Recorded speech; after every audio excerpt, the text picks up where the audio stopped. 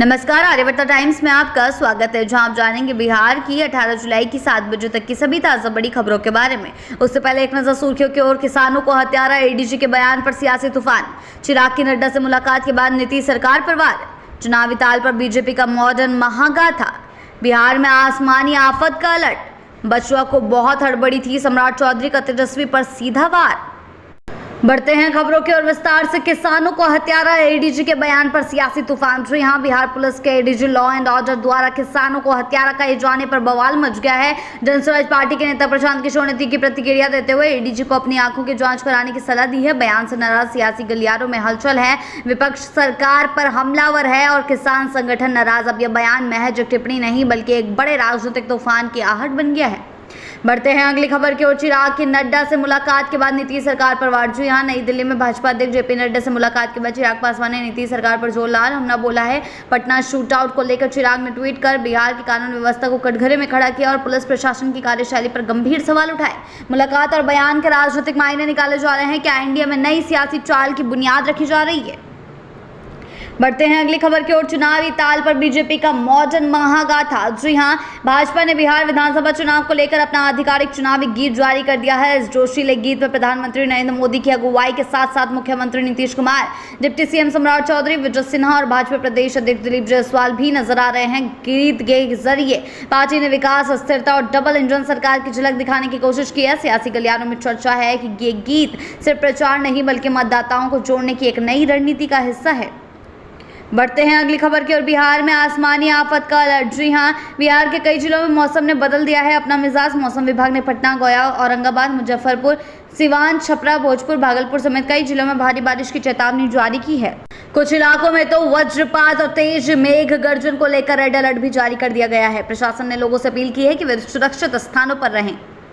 बढ़ते हैं अगली खबर की ओर। बचुआ को बहुत हड़बड़ी थी, सम्राट चौधरी का तेजस्वी पर सीधा वार। जी हां, तेजस्वी यादव के नकल वाले बयान पर जब मीडिया ने सवाल दागा तो डिप्टी सीएम सम्राट चौधरी ने तीखे अंदाज में जवाब देते हुए कहा, बचुआ को बहुत हड़बड़ी थी कि क्या करे। उनका सीधा इशारा तेजस्वी यादव की ओर था। सम्राट चौधरी का यह बयान न सिर्फ राजनीतिक गर्मी और बढ़ा रहा है बल्कि यह दिखा रहा है कि बिहार की राजनीति में अब शब्दों के जंग भी अपने चरम पर है।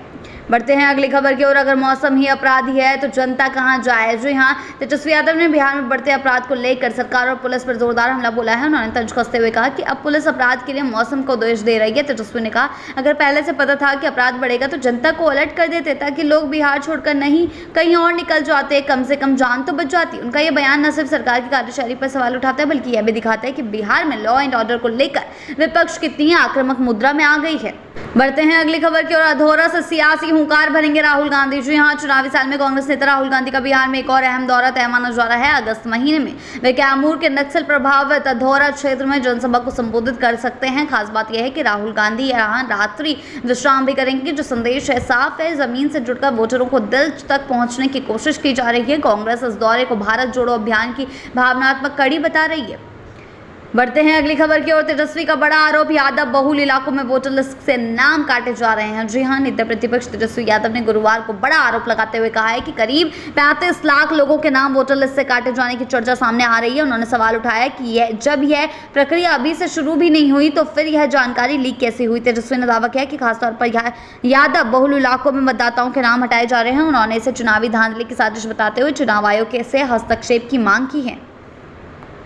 बढ़ते हैं अगली खबर की ओर। पटना मर्डर केस, दूरदांत अपराधी था चंदन मिश्रा, पुलिस का बड़ा खुलासा। जी हां, पटना में हुई चंदन मिश्रा की हत्या पर एसएसपी कार्तिकेय शर्मा ने बड़ा खुलासा किया है। उन्होंने बताया कि चंदन मिश्रा बक्सर जिले का कुख्यात अपराधी था जिस पर हत्या समेत दर्जनों गंभीर मामले दर्ज थे। एक केस में वह सजायाफ्ता भी था। पुलिस के मुताबिक उसे सुरक्षा कारणों से बक्सर से भागलपुर जेल ट्रांसफर किया गया था और वह इलाज के चलते पैरोल पर बाहर था। इस मर्डर केस ने बिहार में कानून व्यवस्था पर एक बार फिर सवाल खड़े कर दिए हैं।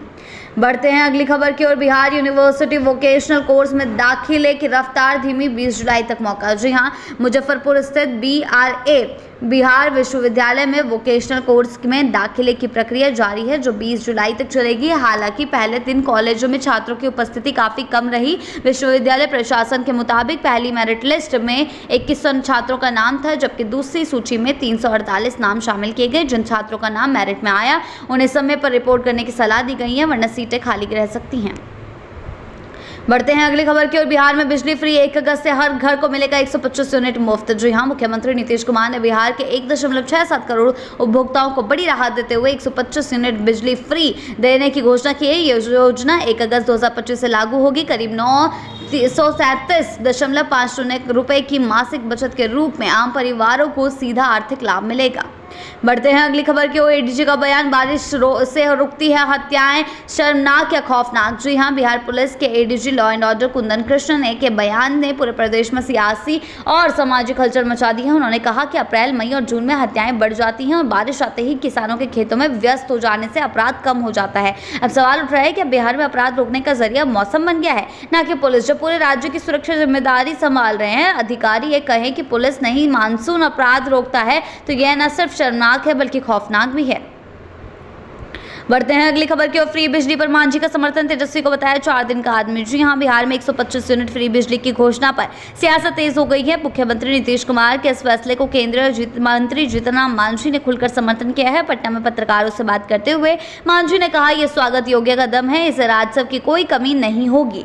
इन्होंने तंज कसते हुए कहा कि बिजली विभाग के कर्मचारी पहले भी ध्यान नहीं देते थे, लोग जैसे तैसे काम चला ही लेते थे, तो बेहतर है कि इसे फ्री कर दिया जाए। जब तेजस्वी यादव द्वारा इस योजना को कॉपी कहे जाने पर सवाल हुआ तो मांझी ने सीधे शब्दों में कहा, तेजस्वी 4 दिन के आदमी है, जबकि नीतीश कुमार 20 साल से सरकार चला रहे हैं। वो अनुभवी हैं और सही फैसले लेते हैं।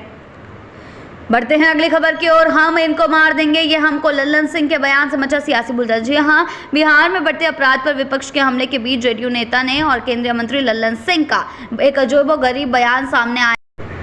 मुंगेर में पत्रकारों से बातचीत में उन्होंने कहा, हम उनको मार देंगे और ये हमको। तो क्या ये क्राइम है? ये वापसी विवाद है। ऐसी घटनाएं दुनिया के किसी भी देश में हो सकती है। लल्लन सिंह के इस बयान ने बिहार की कानून व्यवस्था को लेकर नए सिरे से बहस छेड़ दी है, जहां वे अपराध को आपसी विवाद बताकर सामान्य बता रहे हैं।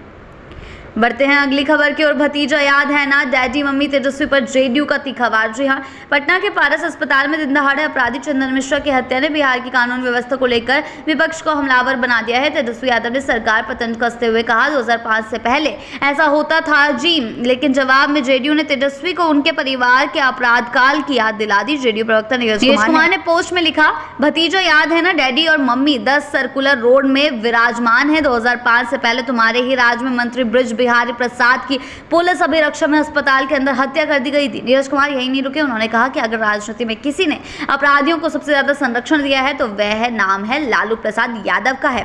बिहार की ऐसी ताजा बड़ी खबरों के लिए जुड़े रहें आर्यभट्ट टाइम्स के साथ ही चैनल को सब्सक्राइब करना ना भूलें और हमारी फेसबुक और वेबसाइट के साथ भी जरूर जुड़ें।